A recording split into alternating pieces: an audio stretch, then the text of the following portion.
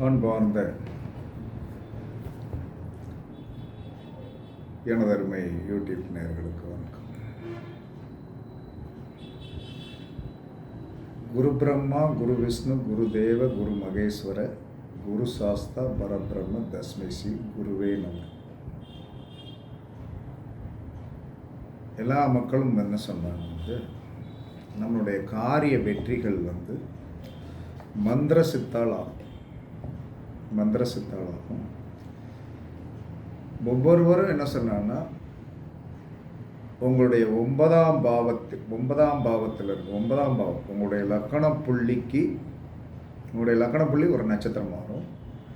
அதுக்கு 19வது நட்சத்திரம் உங்களுடைய 9ஆம் பாவத்தில் இருக்கும்.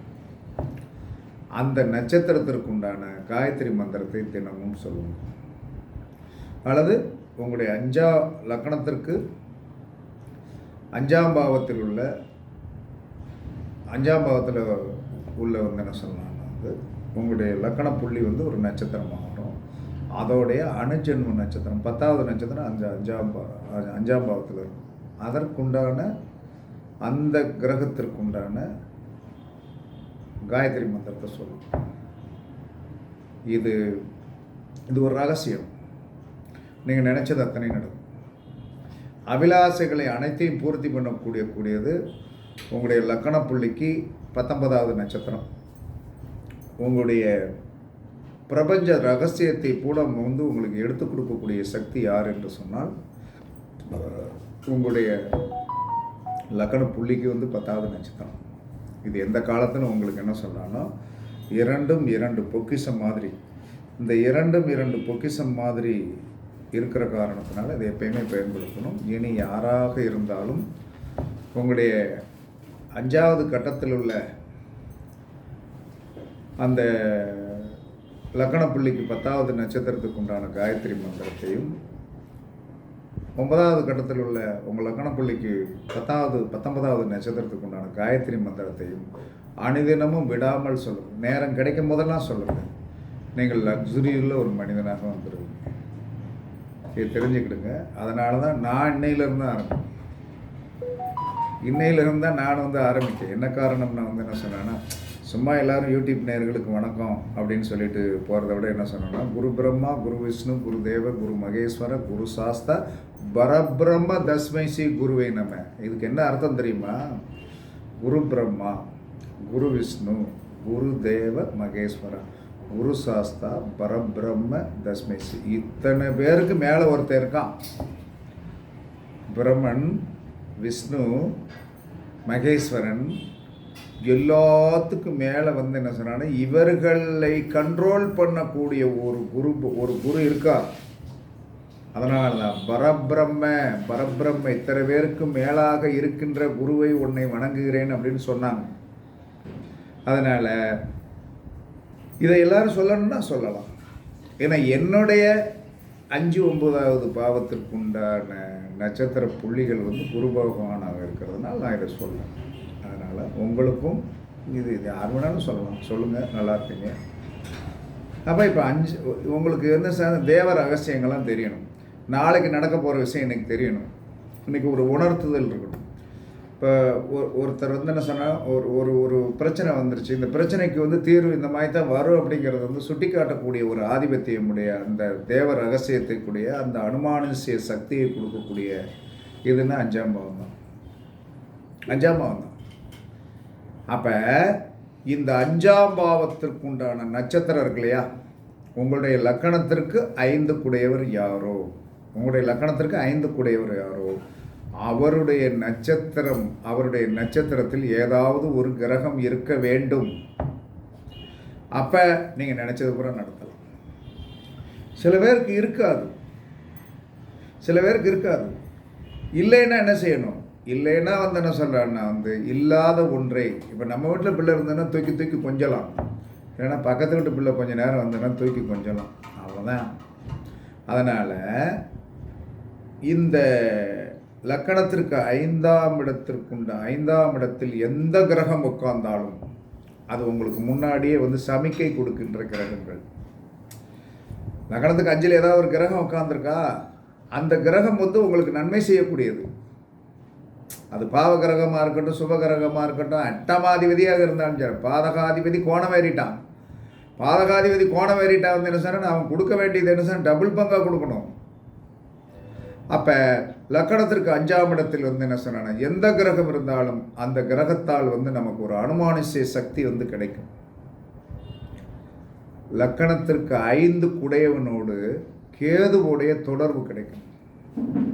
லக்கணத்துக்கு 5 குடையவனோடு யாருடைய தொடர்பு கிடைக்கணும்? கேதுவுடைய தொடர்பு கிடைக்கணும். இல்லை கேது அந்த இடத்துல வந்து என்ன சொல்கிறேன்னா கேதுவுக்கு 3 பார்வை உண்டு. ஆனால் ஆண்டி கிளாக் வைஸ் பார்வை, கிளாக் வைஸ் பார்வை கிடையாது. இதெல்லாம் சில பேர் என்ன சொல்லுவாங்க, அப்படிலாம் கிடையாது, அதே ஒரு நிழல் கிரகம். அவன் வச்சு ஆட்டி எடுப்பில் தான் நம்ம எல்லாரும் இந்த பாடுபட்டுருக்கோம். மற்ற கிரகங்களை விட ராகு கேதுகள் வந்து கொடுக்கிற கொடுமைகளும் யோகங்களும் தான் ஜாஸ்தி. அவர்கள் கொடுமைக்காரர்கள் தான், இல்லைன்னு சொல்லலை, ஆனால் அவர்கள் யோகத்தை கொடுப்பார். ராகு எப்பயுமே என்ன சொன்னா நல்லா வந்து பிரியாணியாக கொடுக்கக்கூடிய ஆள். நீ வந்து என்ன சொன்னா ஒரு பிரியாணி தின்னுட்டு பேசாமல் இருந்துடணும். ஒரு பிரியாணி தின்னுட்டு பேசாமல் இருந்துட்டேன்னா ராகு ஒன்றும் செய்ய மாட்டார். 7 பிரியாணி திங்கிறது என் பக்கத்து வீட்டுக்காரனுக்கு அடுத்தவனுக்கெல்லாம் பார்சலை வாங்கிட்டு போகிறது. அப்போ என்ன சொன்னவனுக்கு எடுத்துரும். கேது வந்து ஞானத்தை கொடுப்பார். அவர் வந்து என்ன சொன்னான்னா நம்மளை வந்து அறிவு பாதைக்கு வந்து என்ன சொன்னா விரக்தியை கொடுத்து புத்தியை வர வைப்பார். அவங்க கெடுத்து கொடுக்குறவர், இவர் கொடுத்து கெடுக்கிறவர். அது இது லிமிட்டடாக வச்சுக்கணும். அப்போ 5ஆம் பாவத்திற்கு வந்து கேதுவுடைய தொடர்பு ஏற்பட்டால் முன்னக்கூடி நடக்கிறத கணிச்சிடும். முன்னக்கூடி நடக்கிறது தெரிஞ்சிடும். அப்போ 5ஆம் பாவத்திற்கு வந்து அவ்வளோ மரியாதை உண்டு. 2வது 5 குடையவர் நின்ற நட்சத்திரம் இருக்கு இல்லையா, 5 குடைய கிரகம் வந்து போய் ஒரு நட்சத்திரத்தில் நிற்கும். அந்த நட்சத்திரம் வாழ்நாள் ஃபுல்லாக உங்களுக்கு வந்து என்ன சொல்கிறாங்கன்னா வந்து நின்று வேலை செய்யும். 5 குடையவன் நின்ற நட்சத்திரம். 5 குடையவன் யார்? 5 குடையவன்னா பூர்வ புண்ணியஸ்தானாதிபதி. இந்த பூர்வ புண்ணியஸ்தானாதிபதி நின்ற நட்சத்திரமும் பூர்வ புண்ணியாதிபதி நட்சத்திரத்தில் நின்ற கிரகமும் உங்களுக்கு எந்த காலத்திலும் என்ன சொன்னால் சுகபோகத்தை அள்ளி கொடுக்கும். நல்லா வந்து எப்பயுமே நீங்கள் மைண்டூட்டாக ஜோதிடத்தில் இருக்கிற பெரிய ரகசியமே இதுதான். 5 குடையவன் யாரோடைய நட்சத்திரத்தில் போய் உட்கார்ந்துருக்கான், அவன் உட்கார்ந்த நட்சத்திரம் வந்து நன்மை செய்யும். நீங்கள் அவரை வந்து தப்பாக சித்தரிக்காதீங்க. அவர் கொடுப்பார், அள்ளி கொடுப்பார். 5 குடையவன் நின்ற நட்சத்திரத்தில் வந்து குழந்தைகள் கூட பிறந்திருக்கலாம். அது வந்து என்ன சொன்னான்னா 3 நட்சத்திரம் இருக்கு இல்லையா, 5 குடையவன் வந்து ராகுவுடைய நட்சத்திரத்தில் நின்னான்னா ஒன்று சதயத்தில் குழந்தைகள் பிறக்கலாம், திருவாதிரையில் குழந்தைகள் பிறக்கலாம், சுவாதியில் குழந்தைகள் பிறக்கலாம். மனைவி கூட வந்து ராகுவுடைய நட்சத்திரத்தில், அப்போ தான் உங்களுக்கு வந்து லக்ஸுரிஸ் வந்துடும். இதெல்லாம் உண்மையான 100% உண்மை. அவர்கள் நமக்கு அதிர்ஷ்டத்தை கொடுக்க வந்தவர்கள். நீங்கள் நல்லா பாருங்கள். உங்களுடைய 5 குடையவர் நின்ற நட்சத்திரம், 5 குடையவர் நின்ற நட்சத்திரம், 5 குடையவருடைய நட்சத்திரத்தில் போய் எந்த கிரகம் நிற்கிதோ அந்த கிரகத்துடைய நட்சத்திரத்தில் குழந்தைகள் பிறந்தாலும் நீங்கள் அந்த குழந்தைகள் வளர வளர வளர வளர பெரிய யோகத்தை அடைவீர்கள். இது 100% உண்மையான உண்மைதான். 100% உண்மை. இதெல்லாம் வந்து அனுபவிச்சுட்டு தான் சொல்லணும், அனுபவிக்காமல் சொல்லவே இல்லை. 5 குடையவருடைய நட்சத்திரத்தில் போய் கேது உட்கார்ந்துருக்காரு. என்னுடைய ஜாதத்தில் 5 குடையவர் நின்ற நட்சத்திரத்தில் 5 குடையவருடைய நட்சத்திரம் யாரோ அதில் போய் கேது உட்கார்ந்துருக்காரு. அப்போ கேதுவுடைய நட்சத்திரத்தில் ஒரு பிள்ளை பிறக்குது. அந்த பிள்ளை பிறந்த பிறகு என்ன சொன்னாலும் பெரிய யோகத்தை அடைகிறோம். 5 குடையவன் யாரோ, 5 குடைய கிரகம் யாரோ, அவர் ஒரு நட்சத்திரத்தில் போய் உட்கார்றாரு. அந்த நட்சத்திரத்தில் அந்த நட்சத்திரத்துக்கு உண்டான கிரகம் ராகு. 2 பேர் அந்த வீட்டில் வந்து ராகுவோடைய நட்சத்திரத்தில் இருக்காங்க. இதுவே நமக்கு பயங்கரமான யானை பலத்தை கொடுக்கும். நம்ம எல்லாரும் என்ன சொன்னா, நீங்கள் ஒன்றுமே செய்ய வேண்டாம். உங்கள் வீட்டில் வந்து 5 குடையவருடைய நட்சத்திரம், 5 குடையவர் நின்ற நட்சத்திரம், 5 குடையவன் சாரத்தில் நின்ற நட்சத்திரத்துக்கு உண்டான குழந்தைகளை வந்து நீங்கள் சந்தோஷமாக வச்சுக்கிட்டீங்கன்னாலுமோ, மனைவியாக இருக்காங்களா நல்லா ஹாப்பினஸாக வச்சுக்கிடுங்க. குழந்தைகளாக இருக்குதா சந்தோஷமாக வச்சுக்கிடுங்க. நீங்கள் என்ன சொன்ன நினச்சது வரை நடந்துடும். சரி, 5 கூடையவர் நின்ற நட்சத்திரத்தில் 5 கூடையவர் நின்ற நட்சத்திரத்தில் எவனாச்சும் ஒருத்தன் நம்மகிட்ட வேலை பார்க்குறான். 5 கூடையவன் 5 குடையுடைய நட்சத்திரத்தில் 5 குடையவன் எந்த நட்சத்திரத்தில் போய் எந்த 5 குடையவனுடைய நட்சத்திரத்தில் எந்த கிரகம் நிற்கிறதோ அந்த கிரகத்தில் ஒருத்தன் வேலைக்கு வந்தாலும் அன்பாக நடத்துங்கள். அவன் இருக்க இருந்து என்ன சொல்ல, உங்களுடைய 5ஆம் பாவம் 9ஆம் பாவம் வானளவிய உயரத்தை உங்களுக்கு கொடுத்து உங்களோட அபிலாஷைகளை எல்லாம் தீர்த்து அனைத்து லக்ஸுரிஸும் வந்துடும். அனைத்து லக்ஸுரிஸும் வந்துடும்.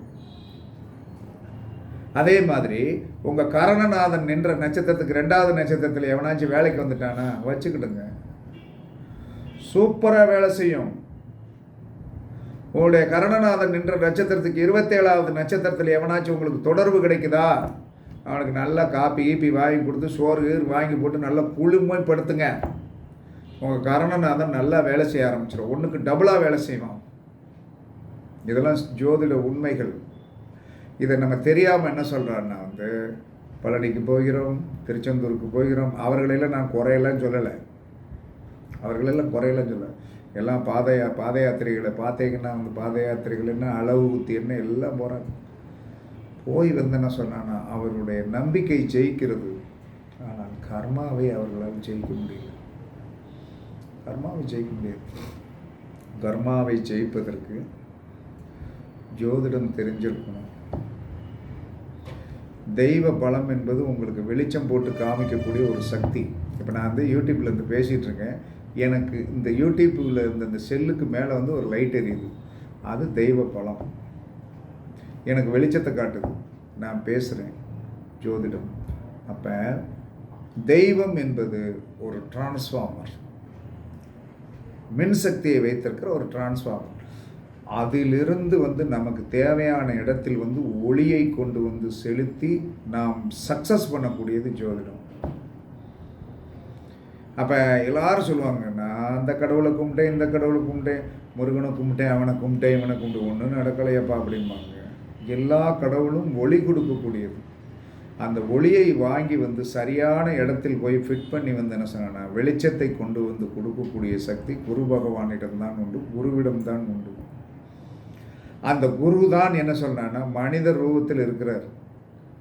அவர் மனித ரூபத்தில் இருக்கிறதுனால அவர் வித்தியாசமாக ஒரு குரு என்று சொல்லக்கூடியவர் ஒரு வித்தியாசமான ஒரு தோற்றத்தில் இருந்தால் நம்ம எல்லாரும் காலில் விழுந்து வணங்க தான் செய்வோம். நமக்கு என்ன சார், நம்மளை மாதிரியே இருக்க இவனை எதுக்கு மதிக்கணும் அப்படிங்கிறோம். நம்மளை மாதிரியே இருக்க இவனை எதுக்கு மதிக்கணும் அப்படிங்கிற ஆணவம் நமக்கு விடுகிறது. ஏன்னா தெரியாது, எல்லாரும் மனுஷமாய்த்தான் இருப்பான்.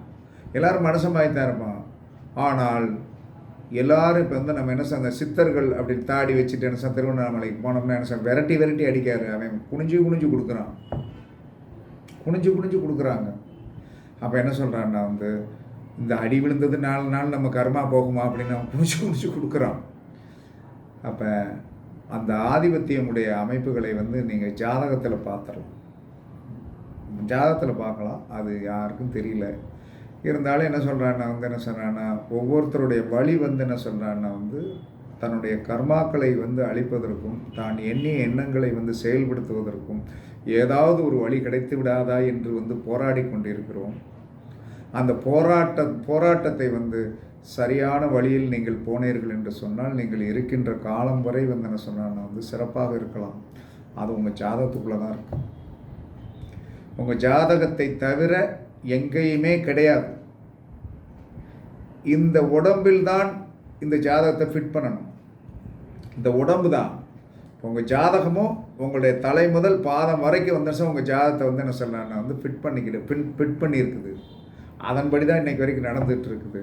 அப்போ நம்ம என்ன சொல்கிறோன்னா நாம் எதை ரொம்ப அழகாக பிடித்தோம் என்று சொன்னால் நம்மளுடைய 5ஆம் பாவத்திற்குண்டான கிரகம் நின்ற நட்சத்திரம், நம்முடைய அஞ்சு குடையவனுடைய நட்சத்திரம் இருக்கு இல்லையா, அதில் ஏதாவது ஒரு கிரகம் இருக்கிறதா என்று பாருங்கள். இருந்து விட்டால் நீங்கள் வாழ்க்கையில் கண்டிப்பாக நினைச்சது பூரா அடைஞ்சிருவீங்க. சில பேருக்கு இருக்காது அப்படின்னு சொல்லி வரும்போது என்ன சொன்னான்னா அது கர்ம வினை. சரி, இருக்காது அப்படின்னா என்ன செய்யறது? அதை எப்படி கொண்டு வருவது என்பதற்கெல்லாம் வழிமுறைகள்லாம் இருக்குது. அந்த வழிமுறைகள்லாம் தெரிஞ்சு வச்சுக்கிடணும். தெரிஞ்சு வைக்கிறதுக்குள்ளே வந்து என்ன சொன்னாங்க, நம்மளை வந்து போராட வைக்கும். நீங்கள் நல்ல இடத்துக்கு போகும்போது தான், நல்ல இடத்துல போய் வந்து நம்முடைய கர்மாக்களை அழிக்க போகும்போது தான் அங்கே போராட்டம் உங்களை வந்து உருவாக்கி விட்டுரும். போராட்டங்களை உருவாக்கி விட்டுரும். அப்போ போராட்டங்களை உருவாக்கி விடும்போது நீங்கள் தெரிஞ்சுக்கிடணும், இல்லை நமக்கு தடுதலை வருது, ஆனால் இந்த இடத்துல நாம் வந்து அமைதியாக இருந்து சாதிக்க வேண்டும் என்று சொல்லக்கூடிய எண்ணங்கள் வரணும். அது நிறைய பேருக்கு வந்து பொறுமை இல்லாமல் இருக்கிறீர்கள். அந்த பொறுமை இல்லாமல் இருக்கிறதுனால வந்து எந்தவித செயல்பாடு, நீங்கள் இன்றைக்கி ஒரு யார்கிட்ட வேணாலும் நீங்கள் சண்டை போடுங்க, அதோடைய தாக்கங்கள் வந்து என்ன சொன்னால் உங்களை ரொம்ப பாதிக்கும். அதனால் என்ன சொல்கிறான்னா, நல்ல கருத்துக்களை வந்து நீங்கள் எடுத்துக்கொள்ளுங்கள். நல்ல கருத்துக்களை எடுத்துக்கொள்ளுங்க. நம்மளுடைய நேரங்கள் என்று ஒன்று இருக்கிறது. யார்கிட்டையும் வந்து உடனே போனோன்னு ஒரு விஷயம் கிடைக்காது. அதற்கு நமக்கு அந்த கொடுப்பினை இருக்கணும். அதற்கு காரணம் யாருன்னா, 5 குடையவன் நின்ற நட்சத்திரம் நமக்கு தாராபலன்லாம் சரி இருக்கணும். 9 குடையவன் நின்ற நட்சத்திரம் வந்து நமக்கு தாராபலன்லாம் சரி இருக்கணும். அல்லது 5 குடையவன் நட்சத்திரத்திலே 9 குடையவன் நட்சத்திரத்திலே ஒரு கிரகம் என்றால் அந்த கிரகம் நமக்கு தாராபலனில் வந்து சரியாக இருக்கணும். தாராபலனில் சரி இருந்தால் போராடாமல் வெற்றி கிடைக்கும். தாராபலனில் வந்து சரி இருந்தால் போராடாமல் வெற்றி கிடைக்கும். தாராபலன் சரியில்லாமல் இருந்தால் வெற்றி கிடைக்கும். அதாவது என்ன சார், 2 சொல்லுவான் இல்லையா, ஆசை பேராசை, அதிர்ஷ்டம் துரதிர்ஷ்டம். ஒருவருக்கு முதலே அதிர்ஷ்டம் வந்துடும், ஒருவருக்கு துரதிர்ஷ்டம் வந்த பிறகு அதிர்ஷ்டம் வரும். 2மே வரும். அதிர்ஷ்டம் வந்தால் துரதிர்ஷ்டம் வரும், துரதிர்ஷ்டம் வந்தால் அதிர்ஷ்டம் வரும். இதை யாராலையும் நீங்கள் மாற்ற முடியாது. அதனால் எப்பயுமே உங்களுடைய 5ஆம் பாவம் தான் அடுத்து நடக்க போகிற நிகழ்வுகளை நமக்கு காட்டி கொடுக்கும். அப்போ 5ஆம் பாவத்தில் நின்ற கிரகங்களை கணக்கில் எடுங்க. 5 குடையவன் நின்ற நட்சத்திரத்தை கணக்கில் எடுங்க.